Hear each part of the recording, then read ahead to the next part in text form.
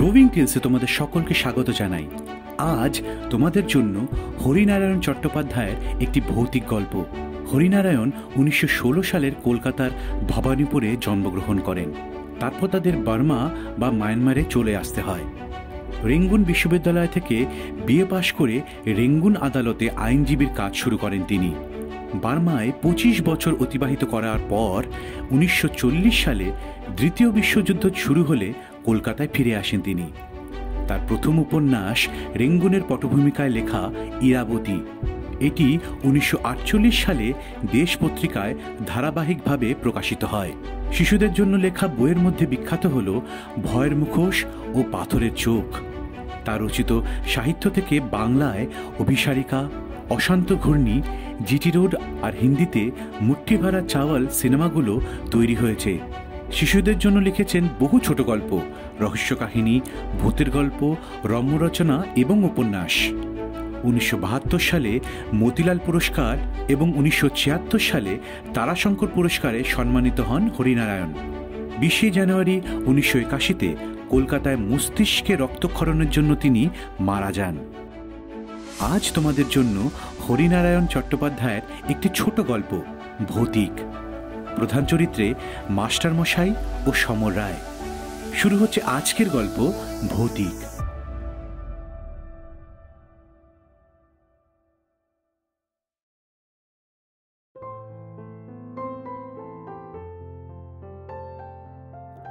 ভূত আছে কি নেই এ তর্ক বহুদিনের। ভগবানের অস্তিত্ব নিয়েও এ ধরনের তর্ক আদিম যুগ থেকে চলে আসছে। দুটো তর্কেরই আজও নিষ্পত্তি হয়নি। বিজ্ঞানের যুগে তোমরা হয়তো এসব মানতে চাইবে না। অনুবীক্ষণ আর দূরবীক্ষণ যন্ত্র দিয়ে যা দেখা যায় না তার অস্তিত্ব নেই, এই তোমাদের মত। ভূতের কথা তোমাদের মতন এতদিন আমিও বিশ্বাস করতাম না। অনেক জায়গায় ভূত দেখার আমন্ত্রণ পেয়েছি, পৌরবাড়িতে রাত কাটিয়েছি, ঘোর অমাবস্যায় শ্মশানে ঘোরাফেরা করেছি। কিছু চামচিকে আর শেয়াল ছাড়া কিছুই নজরে পড়েনি। ভূত সম্বন্ধে আমিও ঘোরতর অবিশ্বাসী হয়ে উঠেছিলাম। এমন সময় ব্যাপারটা ঘটল। ঠিক আমাদের পাশের বাড়িতেই থাকে সমর রায়। ছেলেটি দেখতে যেমন সুন্দর, লেখাপড়াতেও তেমনই উৎসাহী। বিএ পরীক্ষা দেবার আগে মাঝে মাঝে আমার কাছে পড়তে আসত। সেই সময় তার বিদ্যেবুদ্ধি পরখ করার সুযোগ আমার হয়েছিল। তাছাড়া একেবারে পাশের বাড়িতে থাকত। খুব ছোটবেলা থেকেই ওকে দেখেছি। ইদানিং অনেকদিন সমরের সঙ্গে দেখা হয়নি। শুনেছিলাম পরীক্ষার পরে সে বাইরে কোথাও বেড়াতে গেছে।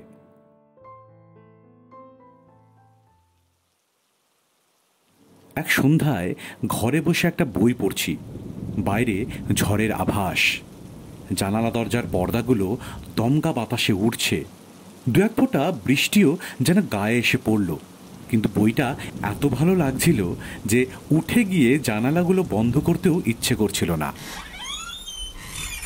হঠাৎ সশব্দে দরজাটা খুলে গেল। ভাবলাম ঝড়। চোখ ফিরিয়ে কিন্তু অবাক হলাম। সমর এসে দাঁড়িয়েছে। উস্কো খুস্কো চুল, পাংশু মুখ। কি সমর, কবে ফিরলে? বইটা মুড়ে প্রশ্ন করলাম। সমর কৌছে আমার পাশে এসে বসল। বলল, এই একটু আগে জামা কাপড় ছেড়েই আপনার কাছে চলে এসেছি। কি ব্যাপার? মনে হলো সমরের বোধহয় কোনো জরুরি কথা বলবার আছে। আপনার সময় হবে এখন? আপনার সঙ্গে একটা কথা আছে। হাসলাম। অপুরন্ত সময়।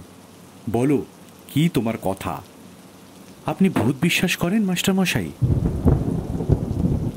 এ প্রশ্ন হাজারবার হাজার জায়গায় শুনেছি। সোজাসুজি উত্তর না দিয়ে বললাম, কি বলতে চাইছো বলো। মৃত্যুর পর মানুষ শেষ হয়ে যায় না মাস্টারমশাই। ভূত বলুন, আত্মা বলুন, তারা আছে। মাঝে মাঝে তারা দেখাও দেয়। বুঝলাম কোনো কারণে সমর খুব উত্তেজিত হয়েছে। অনেকেরই রজ্জুতে সর্পভ্রম হয়। আধ অন্ধকারে গাছপালা দেখে ভূতপ্রেত কল্পনা করে, কিংবা বদমাইশ লোকের প্রতারণার ভুলে মনে করে অশরীরী কিছু একটা দেখেছে। সমরের পিঠে হাত রেখে বললাম, মাথা ঠান্ডা করে কি হয়েছে বলো তো। সমর কোচার খুঁট দিয়ে মুখ আর কপাল মুছে নিল, তারপর একটু দম নিয়ে বলতে আরম্ভ করল। লখনৌতে আমার এক পিসি আছেন, আপনি জানেন বোধহয়। হ্যাঁ, তোমার কাছেই তো শুনেছি তিনি কোনো এক স্কুলের শিক্ষিকা, তাই না? সমর ঘাড় নাড়ল। পিসি বৈদ্যনাথ শিক্ষা সদনে পড়ান। তিনি অনেকদিন ধরেই আমাকে তার কাছে যেতে লিখছিলেন, কিন্তু একটার পর একটা ঝঞ্ঝাটের জন্য যাওয়া আর হয়ে ওঠেনি। তাই পরীক্ষার পর ভাবলাম এখন তো প্রচুর অবসর, একবার ঘুরিয়ে আসি। মাসখানেক আগে দেহরাদুন এক্সপ্রেসে রওনা হয়ে গেলাম। তোমার বাবার কাছে শুনেছি। আমি কোচের উপর পা দুটো তুলে ভালো হয়ে বসলাম। আপনি শুনলে হাসবেন, জীবনে আমার এই প্রথম রেলযাত্রা, কাজেই উৎসাহের অন্ত ছিল না। প্রত্যেক স্টেশনে ট্রেন থামতেই আমিও নেমে প্ল্যাটফর্মে পায়চারি করতে আরম্ভ করি। গার্ডের হুইসেলের সঙ্গে সঙ্গে ছুটে এসে কামরায় উঠি। কিন্তু এক স্টেশনে বিপদ ঘটল। আমি সোজা হয়ে বসলাম। কি, ট্রেন ছেড়ে দিল তো? সমর আমার প্রশ্নের কোনো উত্তর না দিয়ে বলতে লাগলো, এক স্টেশনে নেমে এদিক ওদিক বেড়াচ্ছি, হঠাৎ দেখলাম একটি বছর ৮-৯-এর মেয়ে, বেশ ফুটফুটে চেহারা, কোকড়ানো চুল, পরনে নীলচে রঙের একটা ফ্রক, আমাকে হাত নেড়ে ডাকছে। প্রথমে ভাবলাম আমারই ভুল হয়েছে, মেয়েটি বোধহয় অন্য কাউকে ডাকছে। এদিক ওদিক চেয়ে দেখলাম না, আর তো কেউ ধারে কাছে নেই। মেয়েটিকে বাঙালি বলেই মনে হলো।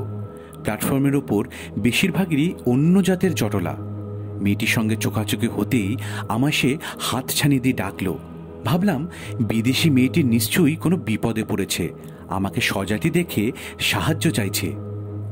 মেয়েটির দিকে এগিয়ে গেলাম। মেয়েটি দাঁড়িয়েছিল। আমি এগোতে সে চলতে শুরু করলো স্টেশনের বিশ্রাম কক্ষের দিকে। বুঝতে পারলাম সম্ভবত ওই বিশ্রাম কক্ষে তার কোনো আত্মীয় বা আত্মীয়া বিপদে পড়েছেন কিংবা হঠাৎ অসুস্থ হয়েছেন। কিন্তু না, বিশ্রাম কক্ষের সামনে একটু দাঁড়িয়ে মেয়েটি ঘাড় ফিরিয়ে আমাকে দেখে আবার হাত নেড়ে ডেকেই আরও এগিয়ে গেল। এধারে একটা বকুল গাছ, অজস্র বকুল ঝরে পড়েছে পথের উপর। পাশে স্টেশনের সীমানার রেলিং।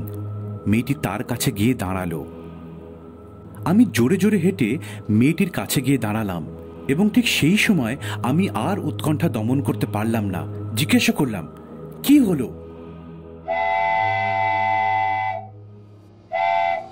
হুইসেল দিয়ে ট্রেন ছেড়ে দিল। এদিকে চেয়ে দেখি মেয়েটিও উধাও, এক নিমেষে যেন মুছে গেল। আমি ট্রেনের দিকে ছুটলাম, কিন্তু ধরতে পারলাম না। দুরন্ত গতিতে ট্রেন যেন আমার চেষ্টাকে উপহাস করতে করতে বেরিয়ে গেল।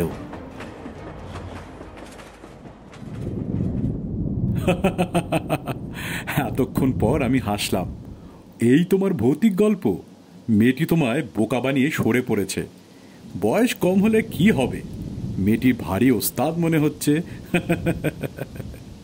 সমর আমার হাসিতে যোগ দিল না, গম্ভীর গলায় বলল, আমার কাহিনী এখনো শেষ হয়নি মাস্টার মশাই। আমি একটু অপ্রস্তুত হলাম। বললাম, বেশ, বলে যাও। আমি স্টেশন মাস্টারের সঙ্গে দেখা করে ট্রেন ফেল করার কথাটা বললাম। তিনি পরের স্টেশনে ফোন করে দিলেন যাতে তারা আমার বিছানা আর সুটকেস নামিয়ে রাখতে পারে। এর পরের ট্রেন রাত 9:30। হাতে অঢেল সময়। সমস্ত বিশ্রাম কক্ষগুলো তন্ন তন্ন করে খুঁজলাম। কয়েকজন দেহাতি যাত্রী বসে আছে। মেয়েটি কোথাও নেই। স্টেশনের বাইরে কয়েকটা টাঙাওয়ালাকে মেয়েটির কথা জিজ্ঞাসা করলাম, তারাও কেউ কিছু বলতে পারল না। আশ্চর্য লাগলো, চোখের সামনে থেকে মেয়েটি কি করে নিশ্চিহ্ন হয়ে গেল। এই প্রচণ্ড দিনের আলোয় কোথায় সে সরে যেতে পারে? আশ্চর্য হবার আমার আরও বাকি ছিল। রাত 7:30 নাগাদ সারা স্টেশনে হইচই, সবাই খুব ব্যস্ত। গিয়ে খবর নিয়েই চমকে উঠলাম। দেহরাদুন এক্সপ্রেসের সঙ্গে একটি মালগাড়ি ভীষণ ধাক্কা লেগেছে। অনেক লোক আহত হয়েছে, মারা গেছে বেশ কয়েকজন। আপাতত সব গাড়ি বন্ধ। দু একটা রিলিফ ট্রেন সাহায্য নিয়ে ছোটাছুটি করছে। স্টেশন মাস্টারের কামরায় খুব ভিড়। অনেকেই আত্মীয় স্বজনের খবর নেওয়ার জন্য ব্যাকুল। ভিড় কমাতে খবর পেলাম দেহরাদুন এক্সপ্রেসের সামনের 4খানা বগির একেবারে চূর্ণ বিচূর্ণ হয়ে গেছে। সামনের 3 নম্বর বগিতেই আমার থাকার কথা। সেই মুহূর্তে নতুন করে আবার মেয়েটির কথা মনে এলো। মেয়েটি যদি হাতছানি দিয়ে আমায় ডেকে না নিয়ে যেত তাহলে আমার কি অবস্থা হতো ভেবেই শিউরে উঠলাম। সেই রাত্রেই 2টো টেলিগ্রাম করলাম, একটা কলকাতার বাড়িতে আর একটা লখনৌতে পিসির কাছে। লিখে দিলাম যে ভাগ্যক্রমে দুর্ঘটনার হাত থেকে আমি বেঁচে গেছি, পথে এক স্টেশনে আমি নেমে পড়েছিলাম। লাইন ঠিক হতে দিন 2 লাগলো। তারপর লখনৌ রওনা হলাম পিসিকে খবর দিয়ে। সারা রাত মেয়েটির কথা ভাবলাম। বিধাতার আশীর্বাদের মতো মেয়েটি যেন আমার প্রাণ রক্ষা করতেই এসছিল, কিন্তু কাজ শেষ করে মেয়েটি কোথায় মিলিয়ে গেল। পরের দিন 11টা নাগাদ লখনৌ পৌঁছলাম। স্টেশনে পিসি এসছিলেন। খুব ছেলেবেলায় তাকে দেখেছি, তবু চিনতে অসুবিধা হলো না। পিসির চেহারা প্রায় একই রকম রয়েছে। প্রণাম করতেই বুকে জড়িয়ে ধরলেন, বললেন, খবরের কাগজে ট্রেন দুর্ঘটনার খবর পড়ে আমার যা অবস্থা হয়েছিল, কেবল মনে হচ্ছিল এর জন্য যেন আমিই দায়ী। আমি বারবার তোকে আসতে লিখেছিলাম, তারপর তোর টেলিগ্রামটা পেয়ে ধরে প্রাণ এলো। কি ব্যাপার বলতো? সব ব্যাপারটা বললে পিসি হয়তো বিশ্বাস করতেন না, বিশেষ করে তিনি যখন স্কুলে বিজ্ঞান পড়ান। কাজেই মেয়েটির ব্যাপারটা বেমালুম চেপে গিয়ে বললাম। চা খেতে একটা স্টেশনে নামতেই ট্রেন ছেড়ে দিল পিসি। ছুটে গিয়েও ট্রেনটা ধরতে পারলাম না। পিসি স্বস্তির নিঃশ্বাস ফেলে বললেন, ভগবান তোকে বাঁচিয়েছেন, জন্ম জন্ম যেন তোর চা খাওয়ার নেশাটা থাকে। দুজনে টাঙায় উঠলাম। প্রায় আধ ঘন্টা চলার পর একটা বাড়ির সামনে টাঙা থামল পিসির নির্দেশে। পিসি নেমে চিৎকার করলেন, সুন্দর সুন্দর। একটা ছোকরা নেমে এলো। আমার সুটকেস আর বিছানা নিয়ে আবার উপরে উঠে গেল। পিসির পিছন পিছন আমি উপরে উঠলাম। মাঝারি সাইজের একটা ঘরের দিকে আঙ্গুল দেখিয়ে পিসি বললেন, ওই ঘরটা তোর, যা জামা কাপড় ছেড়ে নে, আমি জলখাবারের বন্দোবস্ত করি। শরীর খুবই ক্লান্ত ছিল। ঘরের মধ্যে ঢুকে একটা চেয়ারের উপর নিজেকে ছেড়ে দিলাম। এক কোণে একটা টেবিল, তার উপর বাতিদান, একটা আলনা, ছোট একটা খাট, দেয়ালে গোটা 3 ছবি। সামনের ছবিটার দিকে চাইতেই সমস্ত শরীর বিদ্যুৎ পৃষ্ঠের মতো কেঁপে উঠল। উঠে দাঁড়িয়ে পড়লাম। মনে হলো ভয়ের কালো একটা ছায়া আমাকে আবৃত করার চেষ্টা করছে। তাড়াতাড়ি বাইরে এসে ডাকলাম, পিসি পিসি। পিসি বোধহয় নিচে রান্নাঘরে ছিলেন। কোনো সাড়া পেলাম না, কিন্তু পিসিকে আমার একান্ত প্রয়োজন। আমি তাড়াতাড়ি সিঁড়ির মাঝ বরাবর নেমে আবার ডাকলাম, পিসি, ও পিসি। এতক্ষণে আমার ডাক পিসির কানে পৌঁছল। হন্তদন্ত হয়ে পিসি সিঁড়ির কাছে এসে বললেন, কি রে, কি হয়েছে? একটু এই ঘরে এসো তো। আমি ছুটে উপরের ঘরে এসে দাঁড়ালাম। হাঁপাতে হাঁপাতে পিসিও এলেন একটু পরে। কি হলো রে তোর? শরীর খারাপ হয়নি তো? এত ঘামছিস কেন? জামার আস্তিন দিয়ে কপালের ঘামের বিন্দু মুছে ফেলে বললাম, না, শরীর আমার ঠিক আছে, কিন্তু এই ছবিটা কার? এই যে। হাত দিয়ে সামনের ফটোটা দেখালাম। পিসি বললেন, ওটা টুনুর ফটো, আমার মেয়ে টুনু। মেয়ে? হ্যাঁ, তাকে তুই দেখিসনি। তোর জন্মাবার বছরখানেক আগে টুনু মারা গেছে টাইফয়েডে। বোধহয় বছর 8 হয়েছিল বয়স। শেষ দিকে পিসির কণ্ঠস্বর একটু গাঢ় হয়ে এলো, কিন্তু ঠোঁটটা কামড়ে থেমে গেলেন। কিন্তু কি রে, কি বলবি বল? তুমি কি বিশ্বাস করবে পিসি?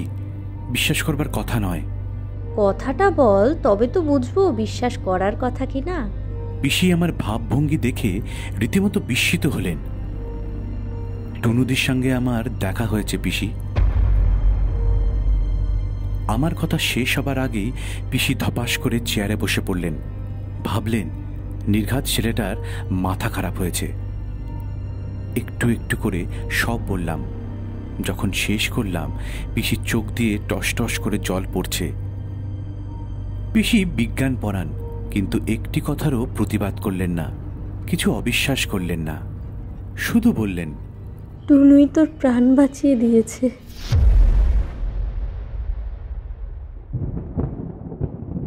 এবার সমর আমার দিকে ঘুরে বসল। বলুন মাস্টারমশাই, কি করে এটা সম্ভব?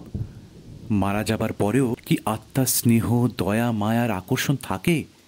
নিজের আত্মীয়দের বাঁচাবার জন্য তারা কি মানুষের দেহ ধরে আবার ফিরে আসতে পারে এই মরলোকে? বাইরে ঝড়ের সঙ্গে প্রবল বৃষ্টি শুরু হয়েছে। আম গাছের একটা ডাল জানালার পাল্লায় মাথা ঠুকছে অনবরত। জলের ঝাপটায় ঘরের অনেকখানি ভিজে গিয়েছে। সেই দিকে চুপ করে বসে চেয়ে রইলাম। কি উত্তর দেব সমরের প্রশ্নের?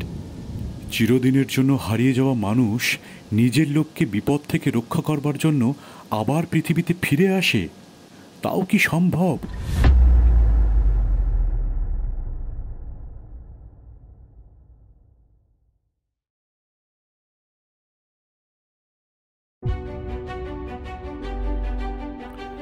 শেষ হলো আজকের গল্প ভৌতিক, রচনায় হরিনারায়ণ চট্টোপাধ্যায়।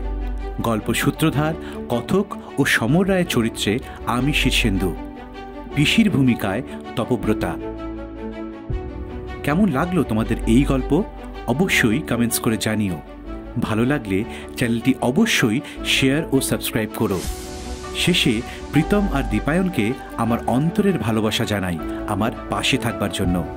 খুব শিগগিরই আবার একটা গল্প নিয়ে হাজির হব তোমাদের কাছে। ভালো থেকো সকলে।